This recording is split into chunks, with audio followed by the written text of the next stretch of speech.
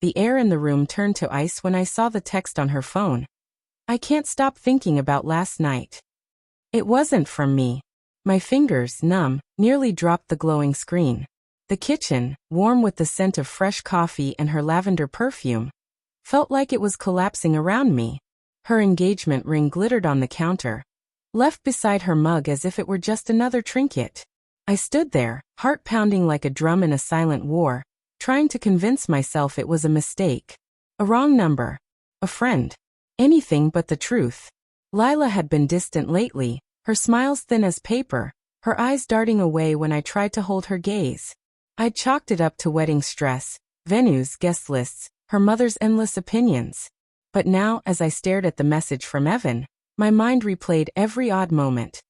Her late nights at work, the way she'd clutch her phone like a lifeline, the sudden trips to clear her head. I wanted to scream, to smash the mug with its stupid future Mrs. Carter print, but my legs wouldn't move. I was stuck, a man drowning in the shallows of his own denial.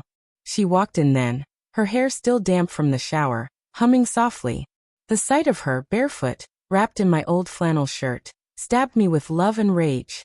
"Morning, Ben," she said, her voice light, like nothing was wrong, like she hadn't carved a hole in my chest. I held up her phone, my hand trembling. "Who's Evan?" The question came out sharper than I meant, a blade slicing through her melody. Her face froze, eyes widening for a fraction of a second before she laughed, a brittle, unconvincing sound. "Evan? Just a coworker. Why were you snooping?" She reached for the phone, but I pulled it back, scrolling. Another text. "Meet me tonight. Same place." My stomach twisted. "Lila," I said, my voice low. "Don't lie to me."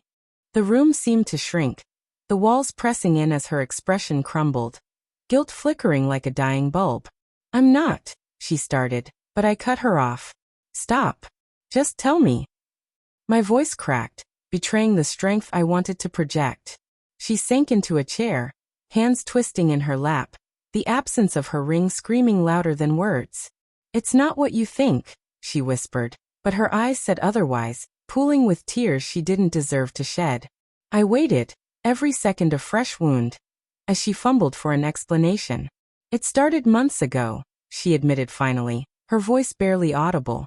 "Evan, he was just there listening, when things felt heavy. I didn't mean for it to happen."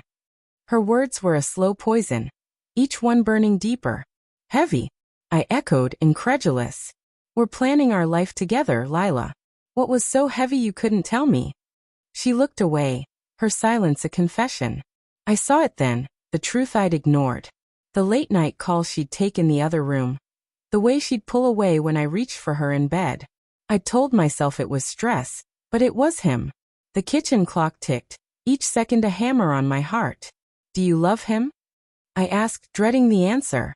She didn't speak, but her silence was deafening, her head bowing as if in shame. I wanted to hate her, to call her every name clawing at my throat. But all I could feel was the ache of losing her. The woman I'd dreamed of growing old with was slipping through my fingers, and I didn't know how to hold on. "I love you, Ben," she said at last, her voice trembling. "But I don't know if it's enough anymore." The words hit like a physical blow, knocking the air from my lungs. I saw our future. Our house by the lake, the kids we'd planned, the vows we hadn't yet spoken, dissolve into nothing. Then why wear the ring? I spat, pointing at the diamond glinting mockingly on the counter. "Why let me believe in us?" She flinched, tears spilling now. I wanted to believe in us too. I thought I could fix it, that I could stop. Her voice broke, and for a moment, I saw the Lila I loved. Vulnerable, flawed human. But it wasn't enough. Not anymore. "You didn't stop," I said, my voice cold. "You chose him. Over me. Over us." I turned to leave, but her hand caught my wrist. "Ben, please. Let's talk. I'll end it. I swear." Her desperation was a knife, twisting deeper. I looked at her, searching for the woman who'd laughed with me under the stars, who'd promised forever. But all I saw was a stranger, her betrayal a shadow I couldn't unsee. I pulled away, grabbing the ring from the counter. It felt heavier than it should, a cold weight in my palm. "Keep it," I said, dropping it at her feet. Maybe Evan will want it. Her sob followed me as I walked out, the door slamming shut on the life I thought we'd share. Outside, the world was too bright, too normal, for the wreckage inside me. I drove aimlessly, the city blurring past, until I stopped at the bridge where we'd first kissed. I stood there, gripping the railing, the ring's absence a phantom pain. Then, from my pocket, I pulled out a note I hadn't noticed before, slipped there by Lila, maybe last night. I'm sorry, Ben. I never meant to break you.